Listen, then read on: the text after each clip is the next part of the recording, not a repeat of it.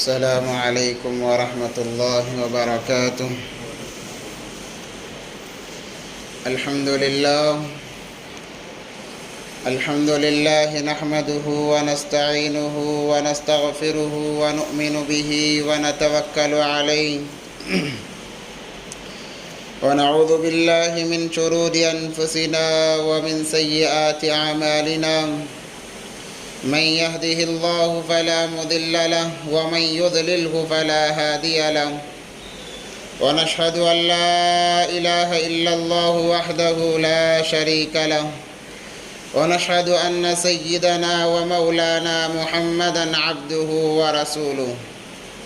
أما بعد، قال الله تبارك وتعالى في القرآن المجيد والفرقان الحميد: فأعوذ بالله من الشيطان الرجيم، بسم الله الرحمن الرحيم. يا أيها الذين آمنوا ادخلوا في السلم كافة ولا تتبعوا خطوات الشيطان إنه لكم عدو مبين. وقال تعالى: ظهر الفساد في البر والبحر بما كسبت أيدي الناس. صدق الله العظيم. قال النبي صلى الله عليه وسلم: إن الله لا ينظر إلى صوركم وأموالكم ولكن ينظر إلى قلوبكم، وفي رواية ونياتكم. وقال النبي صلى الله عليه وسلم: من دعا إلى هدى فكان له أجر مثل أجور من تبعهم لا ينقص ذلك من أجورهم شيئا، ومن دعا إلى ضلالة فكان عليه إثم مثل آثام من تبعهم لا ينقص ذلك من آثامهم شيئا، أو كما جاء في الحديث أو كما قال عليه الصلاة والسلام. اللهم صل على سيدنا مولانا محمد في أول كلامنا، اللهم صل على سيدنا مولانا محمد في أوسط كلامنا، اللهم صل على سيدنا مولانا محمد في آخر كلامنا. اللهم لك الحمد كما أنت أهله، فصل على محمد كما أنت أهله، وافعل بنا ما أنت أهله، فإنك أنت أهل التقوى وأهل المغفرة. اللهم صل على محمد كلما ذكره الذاكرون، وصل على محمد كلما غفل عن ذكره الغافلون. اللهم صل على محمد وآله ألف ألف مرة. اللهم صل على محمد وآله ألف ألف مرة. اللهم صل على محمد وآله ألف ألف مرة. محترم و معزز سامعین کرام، بزرگان دین، اس تمام کائنات کا مالک تن تنہا اللہ تبارک و تعالی ہے. اس کے بادشاہی میں کوئی شریک نہیں ہے، نہ اسے کوئی مشورہ دینے والا ہے. تمام کائنات بس اللہ کے تابع ہیں، تمام مخلوقات اللہ کے تابع ہیں. اگر انسان یہ سوچے کہ میری عقل ہے، میری طاقت ہے، میری قوت ہے، میں اس کا مالک ہوں، تو انسان کی یہ غلط فہمی ہے. انسان کی طاقت کچھ نہیں جب تک اللہ نہ چاہے، انسان کی عقل کچھ نہیں جب تک اللہ نہ چاہے. حضرت ابراہیم علیہ السلام کے واقعے سے ہمیں یہی سبق ملتا ہے کہ دنیا میں جو کچھ ہو رہا ہے یا ہوگا یا ہوا ہے، وہ تمام کا تمام بس اللہ کی طرف سے ہے. توکل علی اللہ جسے کہتے ہیں، حضرت ابراہیم علیہ السلام کی سنت سے ابھی ہم فارغ ہوئے ہیں. بس اس کو سنت سمجھ کر چھوڑ نہ دیں کہ بھئی چلو بقرعید ہو گئی، ہم نے جانور ذبح کر لیے، اب معاملہ ختم ہو گیا، پھر اگلی بقرعید تک اس کی طرف توجہ نہ کرنا.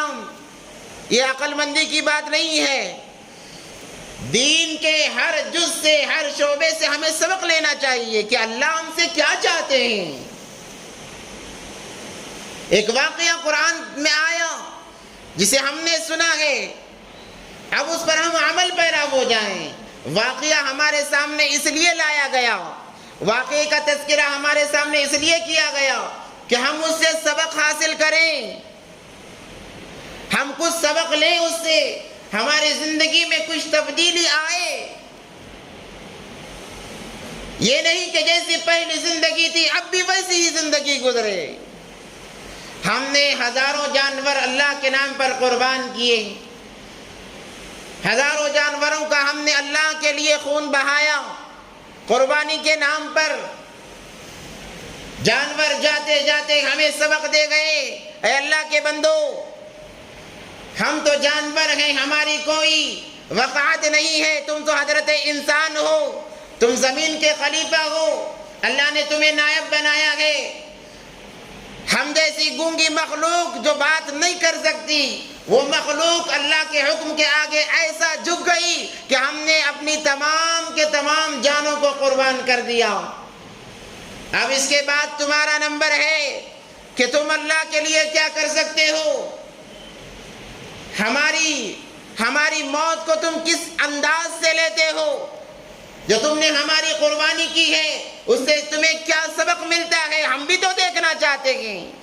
قربان ہوتے ہوتے ہر جانور یہ کہہ گیا،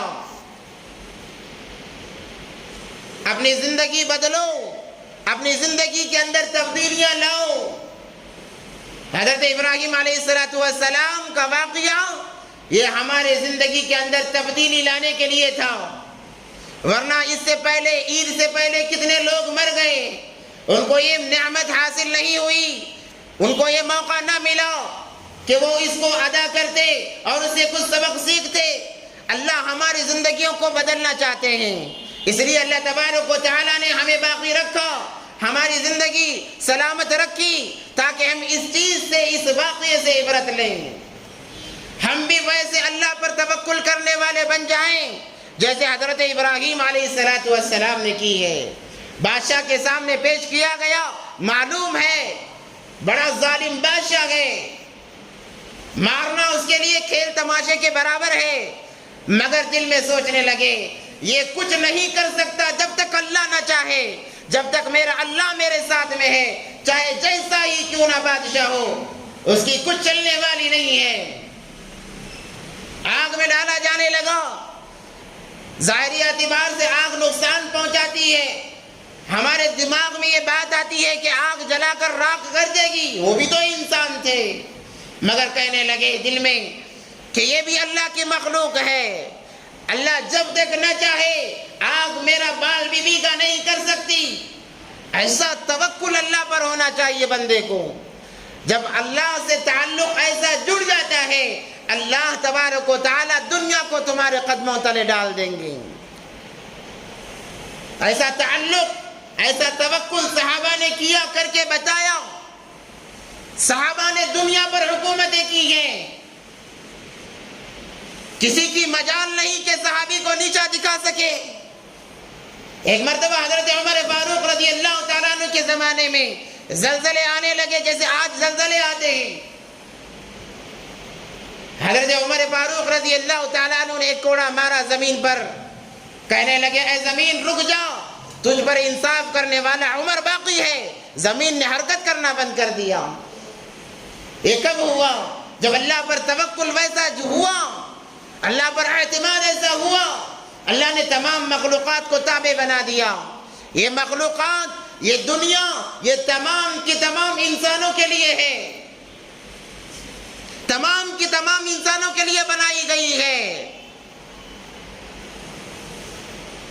ان الدنیا خلقت لکم، کہ دنیا کو تمہارے لیے بنایا گیا ہے، مگر یہاں معاملہ الٹا ہو گیا، ہم دنیا کے لیے بن گئے۔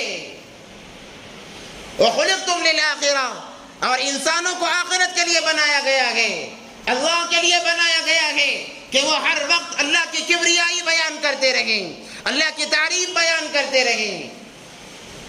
معزز سامعین، ہمارے سامنے جو وقت گزرا ہے وہ ہمیں یہی سبق دیتا ہوا چلا گیا کہ اب تو اللہ پر اعتماد کر لو، دنیا کی کوئی طاقت تمہیں ہرا نہیں سکتی، دنیا کا کوئی بادشاہ تمہیں کمزور نہیں کر سکتا، دنیا کا کوئی وزیر تمہیں نیچا نہیں دکھا سکتا، تم اللہ کے بن جاؤ، اللہ تمہارا بن جائے گا، یہاں تک کہ کائنات کو تمہاری بنا دے گا۔ کیوں؟ اس لیے کہ ہم تمام کو مرنا ہے، ایک دن آئے گا، موت برحق ہے۔ ہم یہ نہ سوچیں کہ جب مریں گے تب دیکھ لیں گے، جب موت آئے گی ہم کچھ دیکھنے کے قابل نہیں رہیں گے۔ انشاءاللہ اگر موقع رہا تفصیلی گفتگو اس پر ہوگی کہ موت کے وقت انسان کی کیا کیفیت ہوتی ہے۔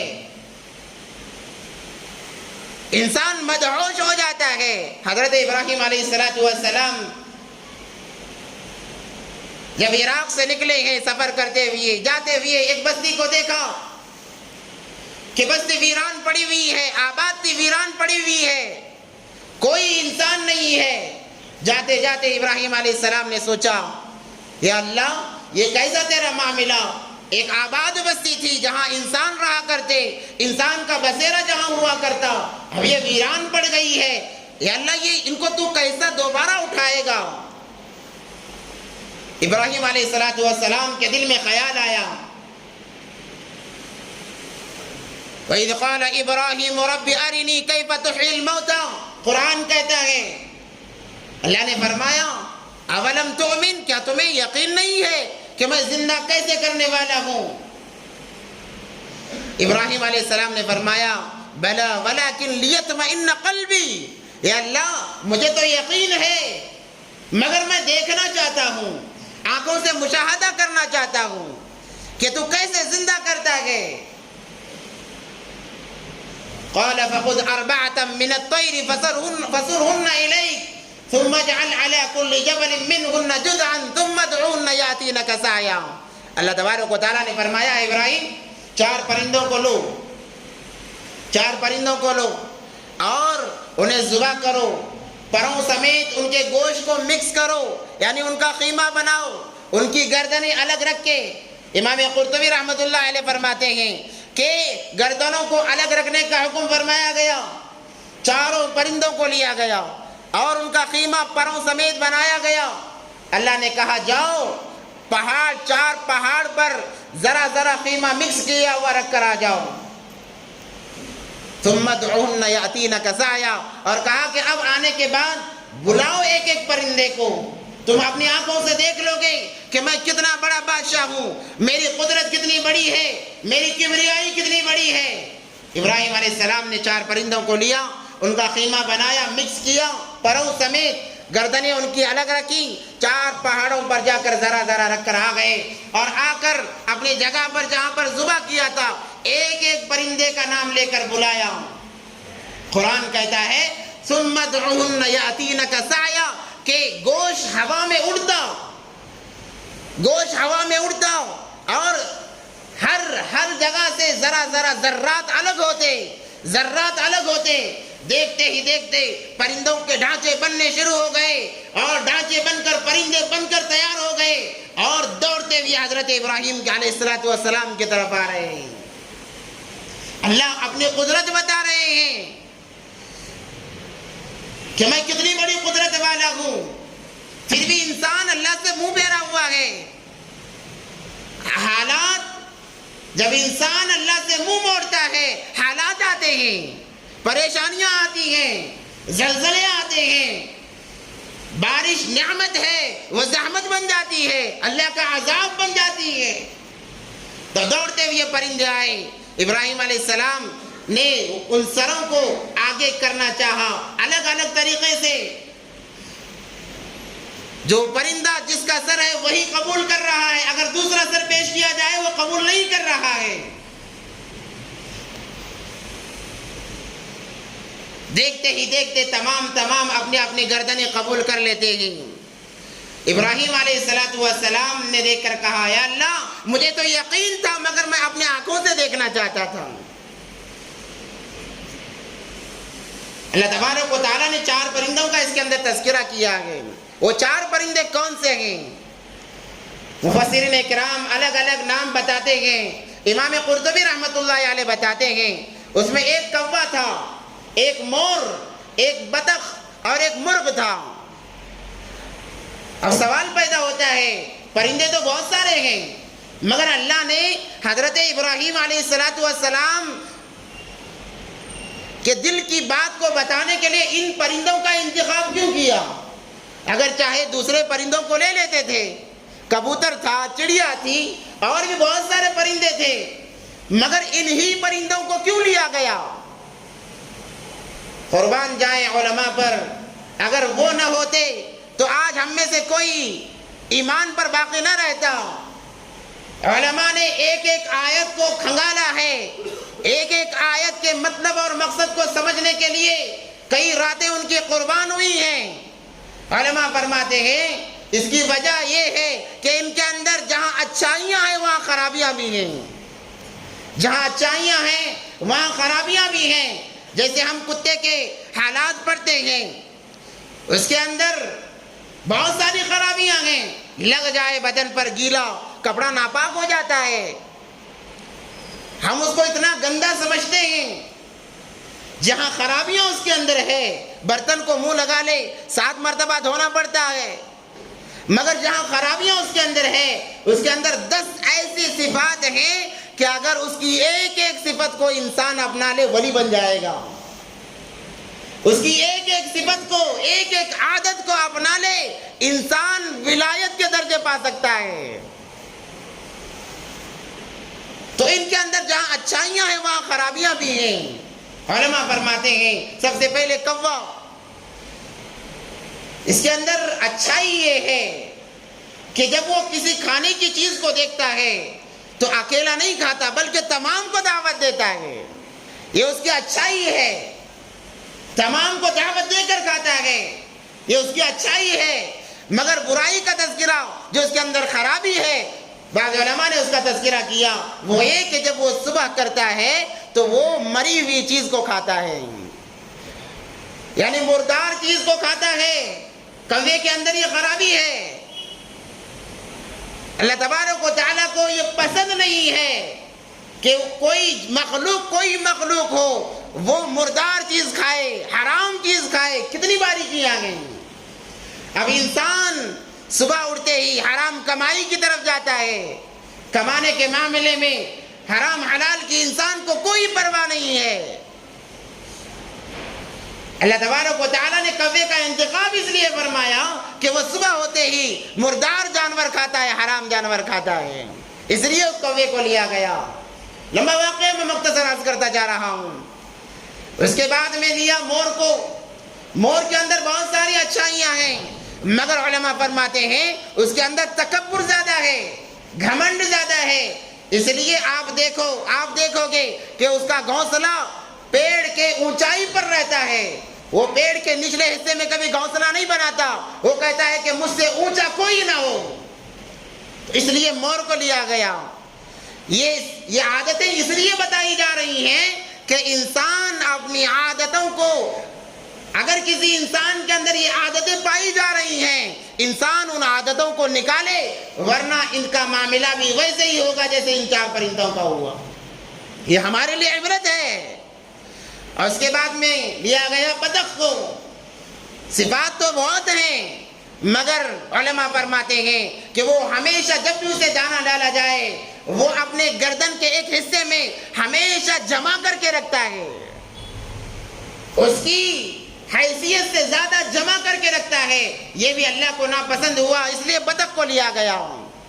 اب چوتھا مرغ ہے. اس کے اندر بھی بہت سارے صفات ہیں کہ صبح صبح انسان کو جگاتا ہے اذان کے ذریعے سے، اپنے انداز سے. مگر علماء فرماتے ہیں اس کے اندر خرابی یہ ہے کہ وہ جب صبح کرتا ہے سب سے پہلے اس کا کام، رزق کو تلاش کرنے سے پہلے کام وہ مرغیوں کو تلاش کرتا ہے تاکہ اپنی ہوس کو پورا کیا جائے. اللہ نے کہا اے انسانوں، ان عادتوں سے اپنے آپ کو بچاؤ. جو انسان صبح کرتے ہی یہ سوچتا ہے کہ میری نفسانی خواہشات کسی اور جگہ بازار میں جا کر میں اپنے پوری کروں، ان خیالات خواہشات کے ذریعے سے انسان گمراہ ہو جاتا ہے، برباد ہو جاتا ہے۔ یہ تو واقعی اللہ تبارک و تعالیٰ نے بتایا، یہ ہمارے عبرت کے لیے ہے، ہمارے عبرت کے لیے ہے۔ ہمیں زندگی کو سنوارنا ہے، ہمیں زندگی کو بنانا ہے۔ یہ زندگی بہت قیمتی ہے، کیونکہ مرنے کے بعد اس زندگی کا حساب دینا ہے۔ کیسے قیمتی ہے؟ ہم 50-100 روپے دے کر اپنے اولاد کو دکان پر بھیجیں، حساب نہیں لیتے۔ جب 1000 روپے دے کر بھیجیں، کہتے ہیں کہ 1000 روپے دیے تھے، بتاؤ کیا کیا کیا، حساب لیتے ہیں۔ کیوں؟ 100 روپے کو ہم نے معمولی سمجھا ہے، مگر 1000 کی وقعت ہمارے سامنے ہے۔ اس کی قیمت ہمیں معلوم ہے کہ 1000 کمانے کے لیے کتنی مشقتیں جھیلنی پڑتی ہیں۔ تو اللہ نے جو زندگی دی ہے وہ زندگی بڑی قیمتی ہے، اس کو یوں ہی ضائع نہ کریں۔ اسی لیے مرنے کے بعد ہماری زندگی کا حساب ہوگا، ہماری زندگی کا حساب ہوگا۔ بتاؤ زندگی کہاں گزار کر آئے ہو، کس چیز میں اپنی زندگی کو کھپا کر آئے ہو، ایک ایک چیز کا سوال ہوگا۔ آج ہم ہیں اپنی زندگیوں میں مست ہیں، ہمیں کسی کی کوئی پرواہ نہیں ہے۔ ہم سوچتے ہیں کہ چلو بھئی 5 وقت کی نماز ادا ہو رہی ہے، ہم جنت میں چلے جائیں گے، ہمیں جنت مل جائے گی۔ نماز تو پڑھتے ہیں، نماز تو ہم پڑھ لیتے ہیں، اللہ بھی وہی چاہتے ہیں کہ نماز پڑھو، ہم تو نماز پڑھ لیتے ہیں۔ شیطان نے ہمیں دھوکے میں ڈال رکھا ہے عبادت کا جھانسا دے کر کہ تم عبادت کر رہے ہو، 5 وقت کی نماز پڑھ رہے ہو، تم نے اتنے حج کیے ہیں، اتنے عمرے کیے ہیں۔ شیطان نے دھوکے میں ڈال رکھا ہے، اب کوئی عمل کرنے کی ضرورت نہیں ہے۔ شیخ عبد القادر جیلانی رحمۃ اللہ علیہ غالباً ایک مرتبہ بیٹھے ہوئے تھے، شیطان نے ان کو بہکانے کے لیے ایک شکل اختیار کی کہ ایک بہت بڑا نور ان کے سامنے ظاہر کیا۔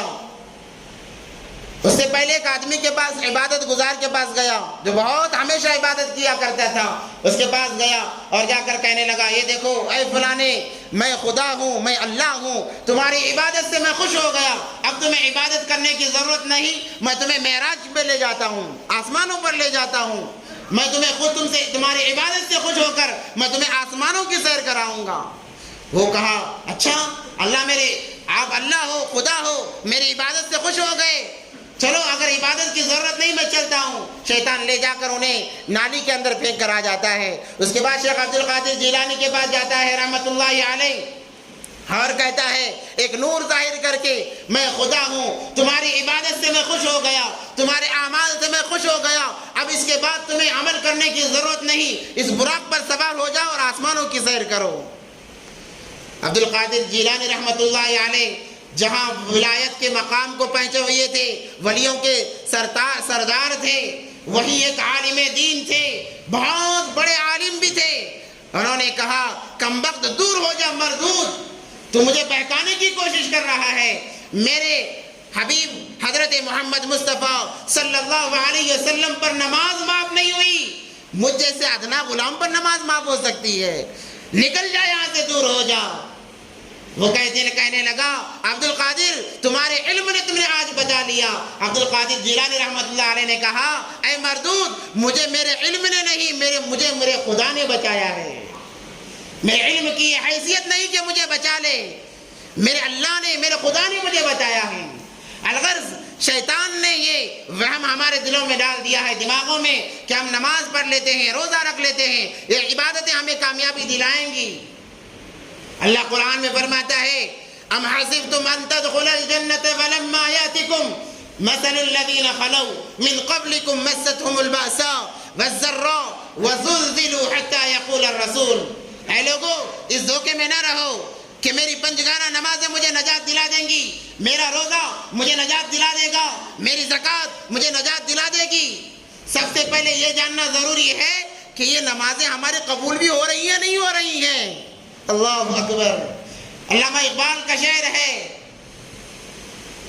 تیرے سجدے تجھے کہیں کافر نہ کر دے اقبال، تیرے سجدے جو تو دل میں کر رہا ہے، تیرے سجدے تجھے کہیں کافر نہ کر دے اقبال، تو جھکتا کہیں اور ہے، سوچتا کہیں اور ہے، تو جھکتا کہیں اور ہے، سوچتا کہیں اور ہے، تو ادھر ادھر کی بات نہ کر، تو ادھر ادھر کی بات نہ کر، مجھے یہ بتا کہ یہ قافلہ کیوں لوٹا، مجھے رہزنوں سے گلا نہیں، تیری رہبری کا سوال ہے کہ ہم جھکتے کہیں اور ہیں، نماز میں ہاتھ باندھ لی، اب خیال دکان کا ہے، اب خیال مکان کا ہے، اب خیال بیوی بچوں کا ہے، اب خیال سامان کا ہے، اب خیال سفر کا ہے، تو کیا ہماری نمازیں ہمیں نجات دلائیں گی؟ ہم کس امید سے بیٹھے ہوئے ہیں کہ چلو نماز پڑھ لی نجات ہو جائے گی؟ انسان کے لیے سمجھنے کے لیے بہت پیارا انداز علامہ اقبال رحمۃ اللہ نے اپنایا ہے کہ تیرے سجدے تجھے کہیں کافر نہ کر دے اقبال، تو جھکتا کہیں اور ہے اور سوچتا کہیں اور ہے۔ دین کے اندر عبادات جسے حقوق العباد کہا جاتا ہے، حقوق اللہ کہا جاتا ہے، 25% ہیں۔ اعمال دین کے اندر 25% ہیں، اور 75% کا جو حصہ ہے وہ معاملات کا ہے، معاملات کا ہے۔ ہم نماز پڑھ رہے ہیں، بھائی کو دھوکہ دے رہے ہیں، سامنے والے کو دھوکہ دے رہے ہیں، کسی کو ناراض کر رہے ہیں، کس امید سے ہم جنت میں چلے جائیں گے؟ وہ واقعہ مشہور ہے، ایک واقعہ میں آپ کو سناتا ہوں۔ 3 آدمی سفر پر نکلے، کہیں جا رہے تھے، راستے میں طوفان کا اندیشہ ہوا، تمام کے تمام بارش سے بچنے کے لیے ایک بڑے غار کے اندر جا کر چھپ گئے۔ جیسے ہی غار میں داخل ہوئے، تھوڑی دیر کے بعد میں ایک بڑی چٹان، بڑا پتھر لڑکتا ہوا آ کر غار کے منہ پر بند ہو گیا۔ اب بڑا پتھر تھا، یہ 3 لوگ ہیں، بھلا کیسے وہ ہٹتا؟ لاکھ کوشش کی انہوں نے ہٹانے کی، مگر ہٹا نہیں۔ یہ مایوس ہو گئے، کہنے لگے اب ہمیں اللہ کے علاوہ کوئی بچا نہیں سکتا، چلو جب مرنا ہی ہے اپنی نیکی کو یاد کر کے اللہ کے پاس دعا کر لیں گے، اپنی نیکی کو یاد کر کے اللہ کے پاس دعا کر لیں گے۔ اس لیے بتا رہا ہوں کہ ہمیں شیطان نے عبادات پر اطمینان دلایا ہے۔ کتابوں میں لکھا ہوا ہے کہ میدان محشر میں ایک آدمی اس کو لایا جائے گا، اللہ کہیں گے جا میری رحمت سے جنت میں چلا جا۔ وہ کہے گا یا اللہ 500 سال زندگی گزاری میں نے، 500 سال میں اتنے سجدے کیے، اتنے زکوٰۃ دی، اتنے روزے رکھے، پل جھپکنے کے برابر بھی نافرمانی نہیں کی، اب میں آپ کی رحمت سے جنت میں چلا جاؤں؟ 500 سال میں نے عبادت کی ہے، پھر میری عبادتوں کا کیا ہوگا؟ اللہ کہیں گے اے میرے بندے بحث نہ کر، میری رحمت سے جنت میں چلا جا۔ وہ کہے گا میری عبادتیں کہاں جائیں گی؟ اللہ فرشتوں سے فرمائیں گے اے فرشتوں جاؤ، اسے ذرا جہنم کی سیر کرا کر لاؤ، جہنم میں داخل نہ کرو بلکہ جہنم کے قریب سے گزار کر لاؤ۔ فرشتے اس کو پکڑیں گے، لے جائیں گے جہنم کے قریب، اسے ایسی پیاس لگے گی کہ اس کی زبان باہر آ جائے گی، موت کے قریب ہو جائے گا، مرنے کے قریب ہو جائے گا، وہ پانی پکارے گا، مگر وہاں پانی کا کوئی نام و نشان نہیں۔ اللہ سے کہے گا اللہ مجھے پانی دے، اللہ فرمائیں گے یہاں قیمت دینی پڑتی ہے۔ کہا کیا قیمت ہے؟ 250 سال کی عبادت دو۔ کتنے سال کی؟ 250 سال کی عبادت دو۔ کہا کہ لے لو اللہ، یا اللہ عبادت لے لے مگر مجھے ایک پیالہ پانی دے۔ ایک پیالہ پانی لے لیا اور پی لیا، اور تھوڑی دور گیا اور پیاس لگی، کہنے لگا یا اللہ پانی دے۔ اللہ نے کہا قیمت دینی پڑے گی۔ کیا قیمت ہے؟ اور 250 سال کی عبادت۔ کہنے لگا اللہ لے لے مجھے پانی دے، اور پانی پی لیا، اور تھوڑی دور گیا، پیاس لگی، کہنے لگا اللہ برداشت کے باہر ہے، پانی دے۔ اللہ نے کہا قیمت دینی پڑے گی۔ کیا قیمت ہے؟ اب میرے پاس تو کچھ بچا ہی نہیں، 2 گھونٹ پانی کے لیے 500 سال کی عبادتیں دے دی، اب کیا بچا ہے؟ اللہ نے کہا اسی لیے میں نے کہا تھا کہ میری رحمت سے جنت میں چلا جاؤ۔ الغرض جب تینوں نے دیکھا موت سامنے ہے، اب کیا کریں؟ کہنے لگے چلو آخری وقت ہے، کم سے کم اللہ کو یاد کر لیں، دنیا والوں کو یاد کریں گے کوئی ساتھ نہیں دے گا، اللہ کو یاد کر لیں گے کم سے کم بیڑا پار ہو جائے گا۔ تمام نے دعا کی، تینوں نے دعا کی۔ ایک آدمی نے ہاتھ اٹھایا، اے اللہ میں بکریاں چرایا کرتا تھا، میں بکریاں چراتا ہوں، میرا معمول تھا کہ میں بکریاں چرا کر جب واپس آتا ان بکریوں کا دودھ نکالتا ہوں اور لے جا کر سب سے پہلے اپنے والدین کو پلاتا، اب میرے بوڑھے ماں باپ کو پلاتا، میرے بوڑھے ماں باپ کو پلاتا، میرے بچے بھوک سے بلک رہے ہوتے، تڑپ رہے ہوتے، میرے پاؤں میں گر رہے ہوتے، مگر اللہ میں نے کبھی اپنے ماں باپ سے پہلے اپنے بچوں کو دودھ نہیں پلایا ہے، کبھی اپنے ماں باپ سے پہلے بچوں کو دودھ نہیں پلایا۔ ایک مرتبہ میں دور چلا گیا، آتے آتے مجھے تاخیر ہو گئی، بچے روتے روتے سو گئے، میں جب آیا میں نے حسب معمول دودھ نکالا، دودھ نکال کر جب میں ماں باپ کے پاس لے جانے لگا، میرے بچے جاگ گئے، میرے بچے رونے لگے، ابا دودھ کہہ کے پکارنے لگے، وہ بلک رہے تھے، مگر اللہ مجھے رحم نہیں آیا، میں اپنے ماں باپ کے پاس گیا، جا کر دیکھا ماں باپ سو گئے انتظار کرتے کرتے، یا اللہ میں وہ پیالہ دودھ کا لے کر صبح تک ان کے سرہانے کھڑا رہا، صبح تک انتظار ان کے اٹھنے کا کرتا رہا، میرے بچے روتے روتے میرے پاؤں میں سو گئے، مجھے رحم نہیں آیا، میں انتظار کرتا رہا، یہاں تک کہ صبح کی اذان کے وقت میں والدین جاگے، میں نے وہ دودھ کا پیالہ سب سے پہلے انہیں پیش کیا، انہیں پلایا، اس کے بعد میں اپنے بچوں کو پلایا۔ یا اللہ اگر یہ عمل میں نے تیرے لیے کیا ہے تو اس چٹان کو ہٹا دے، یہ عمل اگر اللہ میں نے تیرے لیے کیا ہے تو یا اللہ اس چٹان کو ہٹا دے۔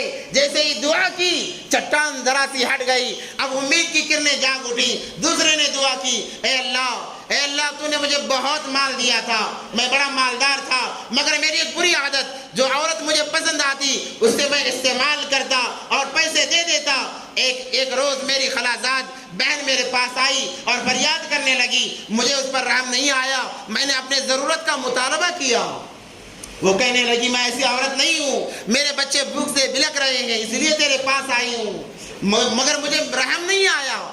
میں نے کہا میری ضرورت پوری کرو اس کے بعد تجھے پیسے دوں گا۔ وہ چلی گئی، تیسرے روز آئی، کہنے لگی میرے بچے موت کے قریب ہو گئے ہیں، مرنے کے قریب ہو گئے ہیں، اگر انہیں نہ کھلایا جائے وہ مر جائیں گے۔ تو میں نے کہا میری ضرورت پوری کرو۔ جب وہ میرے قریب آ گئی وہ کہنے لگی اے فلانے میں ایسی عورت نہیں، میرے بچوں کی زندگی کو بچانے کے لیے میں یہ کام کرنے پر راضی ہوں، اللہ کے لیے مجھ پر رحم کر دے۔ جب اس نے یہ بات کہی یا اللہ میرے دل میں رحم آیا، میں نے اسے چھوڑ دیا اور پیسے بھی دے دیے۔ یا اللہ اگر یہ کام تیرے لیے کیا ہے تو اس چٹان کو ہٹا دے۔ چٹان اور ہٹ گئی۔ اب تیسرے نے کہا اے اللہ میں لوگوں کو بلا کر کام کرایا کرتا تھا، کلی مزدوری پر لوگوں کو رکھا کرتا تھا۔ ایک روز ایک آدمی آیا کام کرنے کے لیے، وہ کام کیا اور مزدوری لینے سے پہلے چلا گیا، پیسے لینے سے پہلے چلا گیا۔ اس کے کام کے جو پیسے تھے ان پیسوں کے ذریعے سے میں نے بہت سارا مال کمایا۔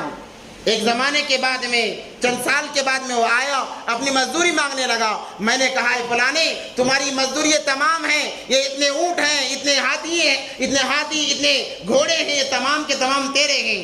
اس نے کہا مذاق نہ کرو، میری کمائی میری مزدوری مجھے دے دو۔ تو میں نے کہا تمہاری مزدوری کے پیسوں سے میں نے اتنے جانور خریدے ہیں تو گویا یہ تمام کے تمام تمہارے ہیں۔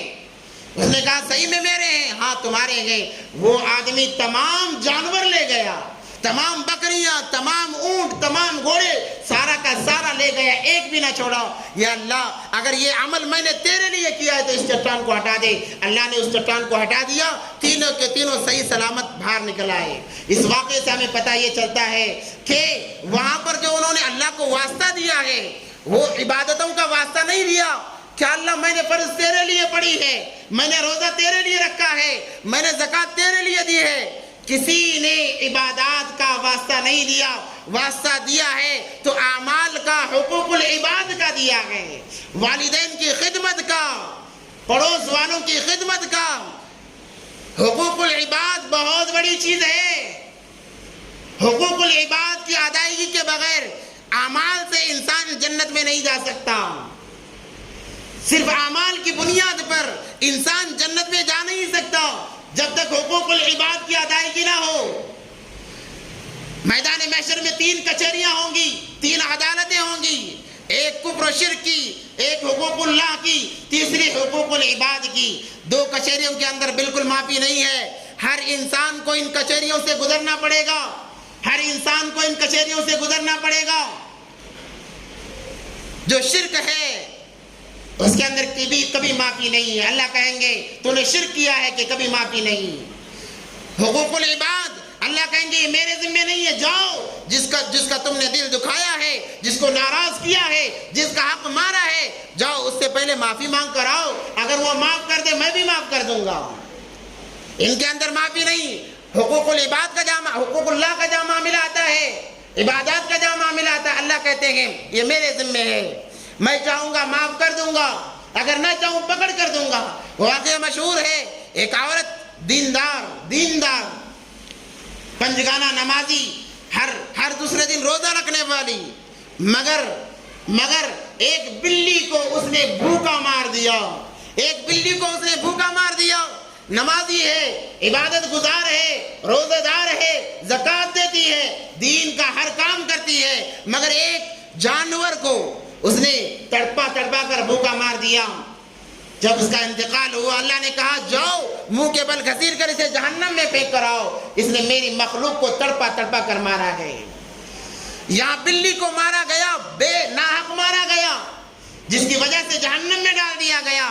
ہم اپنے بھائیوں کو کتنا ستا رہے ہیں، ان کا حق کتنا مار رہے ہیں، ذرا اندازہ لگائیں، پتہ چلے گا یہ حقوق العباد ہیں، اس کے اندر انسان کمزور، تمام اعمال کمزور۔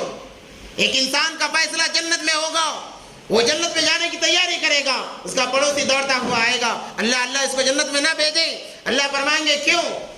یہ ساری زندگی اپنے لیے سوچتا رہا، مگر میرا اس نے خیال نہیں کیا، میں اس کا پڑوسی بھوکا سوتا تھا، یہ مزے سے روزانہ نئے کھانے پکوان بنا کر کھایا کرتا تھا۔ نبی پاک صلی اللہ علیہ وسلم نے فرمایا اللہ نے پڑوسیوں کے لیے حقوق العباد کے بارے میں مجھے اتنا ڈرایا، مجھے ڈر ہونے لگا کہ اڑوس پڑوس والوں کو بھی جائیداد میں کہیں حصہ نہ مل جائے۔ یہ حقوق العباد ہیں۔ اور ایک عورت کا واقعہ مشہور کہ بھوکے کتے کو اس نے پانی پلایا، اللہ نے کہا تیری یہ ادا مجھے پسند آئی ہے، جنت کے اندر چلی جاؤ۔ نبی پاک صلی اللہ علیہ وسلم کی بڑی پیاری حدیث ہے، نبی پاک صلی اللہ علیہ وسلم نے فرمایا اے میرے صحابہ بتاؤ، صحابہ کا مجمع بیٹھا ہوا تھا، بتاؤ اے میرے صحابہ بتاؤ مفلس کون ہے، غریب کون ہے؟ اتدرون ما المفلس، جانتے ہو مفلس کون ہے؟ صحابہ نے فرمایا قالوا المفلس فینا من لا درہم له ولا متاع۔ صحابہ نے فرمایا اے اللہ کے نبی، غریب مفلس وہ ہے جس کے پاس مال نہ ہو، جس کے پاس پیسہ نہ ہو، وہ ہم میں سے مفلس انسان ہے۔ نبی پاک صلی اللہ علیہ وسلم نے فرمایا ان المفلس من امتی، میرے امت کا مفلس انسان وہ ہے یاتی یوم القیامہ بصلاۃ وصیام وزکات، جو مرنے کے بعد نمازیں، روزے، زکات، اعمال اتنے لے کر آئے گا، نیکیاں اتنے لے کر آئے گا، اگر ان نیکیوں کو زمین پر رکھ دیا جائے تو وہ زمین کا حصہ دس جائے گا زمین کے اندر۔ اتنی نیکیاں، پہاڑوں کے برابر نیکیاں لے کر آئے گا، پہاڑوں سے زیادہ نیکیاں لے کر آئے گا کہ جس جگہ اس کی نیکیاں رکھی گئی وہ جب زمین کا حصہ دس جائے گا، اتنی نیکیاں لے کر آئے گا۔ وَيَأْتِي وَقَدْ شَتَمَ هَذَا وَقَدْ سَفَكَ دَمَ هَذَا وَضَرَبَ هَذَا وَأَكَلَ مَالَ هَذَا۔ اللہ اکبر کبیرہ۔ نبی پاک صلی اللہ علیہ وسلم نے فرمایا مگر افسوس کہ اس نے کسی کو گالی دی تھی، کسی کو ناحق مارا تھا، کسی کو ذلیل کیا تھا، کسی کا مال ہڑپا تھا، وہ تمام کے تمام لائن لگا کر آ جائیں گے اور اپنا مطالبہ پیش کریں گے، ایک ایک کر کے آتے جائیں گے، نیکیاں اس کی اللہ دوسروں کو دیتے جائیں گے، یہاں تک کہ وہ تمام کے تمام نیکیاں ختم ہو جائیں گی، تمام نیکیاں ختم ہو جائیں گی، اب بھی لوگ باقی رہیں گے۔ فرشتے پوچھیں گے اللہ اب کیا کیا جائے؟ اللہ تبارک و تعالیٰ فرمائیں گے اخذ خطاياكم فسرعت علیہ، اللہ ان کے گناہ لے کر اس نیک انسان پر ڈال دیں گے اور اسے گھسیٹ کر جہنم کے اندر ڈال دیا جائے گا۔ تو یہ میری امت کا مفلس انسان ہے۔ ہم نے حقوق العباد کو معمولی سمجھ رکھا ہے، حقوق العباد کو معمولی سمجھ رکھا ہے، کسی کو حقیر سمجھنا ہم نے معمولی سمجھ رکھا ہے، کسی کی غیبت کرنا ہم نے معمولی سمجھ رکھا ہے۔ قرآن کیا کہتا ہے؟ یا ایھا الذین آمنوا اجتنبوا کثیرا من الظن ان بعض الظن اثم ولا تجسسوا ولا یغتب بعضکم بعضا۔ اور اگلا جملہ تو اور خطرناک ہے، ایحب احدکم ان یاکل لحم اخیہ میتا فکرہتموہ، اللہ فرما رہے ہیں کیا تم اس بات کو پسند کرتے ہو کہ تم اپنے بھائی مردار بھائی کا گوشت کھاؤ؟ کیا تمہیں یہ پسند ہے؟ حالانکہ تم اس سے بچتے ہو، اس کو ناپسند کرتے ہو، تو لوگوں کی برائیاں کیوں کرتے ہو؟ لوگوں کی غیبتیں کیوں کرتے ہو؟ لوگوں کو حقیر کیوں سمجھتے ہو؟ آج یہ چھوٹے چھوٹے گناہ بظاہر ہمیں چھوٹے نظر آتے ہیں، مگر میرے بھائیو افسوس کے ساتھ کہہ رہا ہوں یہی ہمیں جہنم میں جانے کے ذریعہ بنیں گے، یہی ہمیں جہنم میں داخل کیے جانے کا ذریعہ بنیں گے۔ آج جن کو ہم چھوٹا سمجھ رہے ہیں، اللہ کہیں گے میرے ذمہ نہیں ہے، جاؤ جا کر معافی مانگ کر آؤ یا معاف کرا کر آؤ۔ اس وقت میں کون معاف کرنے والا ہے؟ کون معاف کرے گا؟ ہر ایک کو نفسا نفسی کے عالم میں ہر کوئی پکار رہا ہوگا، وہاں کوئی معاف کرنے والا نہیں ہوگا۔ اس لیے اپنے معاملات کو سدھارو، اپنے معاملات کو سدھارو، کسی مسلمان کو حقیر نہ سمجھو، کسی مسلمان کو ذلیل نہ کرو، خصوصاً علماء کو تو ہرگز ذلیل نہ کیا کرو۔ یہ علماء تمہارے دین کی حفاظت کرنے والے ہیں، تمہارے دین کی حفاظت کرنے والے ہیں۔ جہاں انجینئر ڈاکٹر کا کام ختم ہوتا ہے، وہاں سے علماء کا کام شروع ہوتا ہے۔ مرنے کے بعد ڈاکٹر میت جنازہ پڑھانے کے لیے نہیں آئے گا، وہاں آئے گا تو ایک عالم آئے گا۔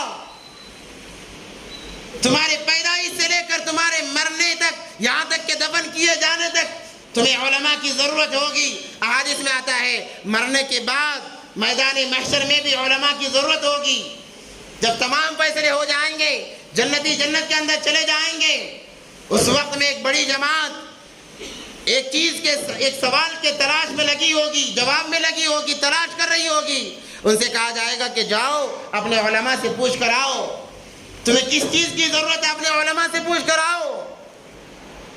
الغرض میں یہ کہہ رہا ہوں کہ حقوق العباد کے بغیر انسان جنت میں جا نہیں سکتا۔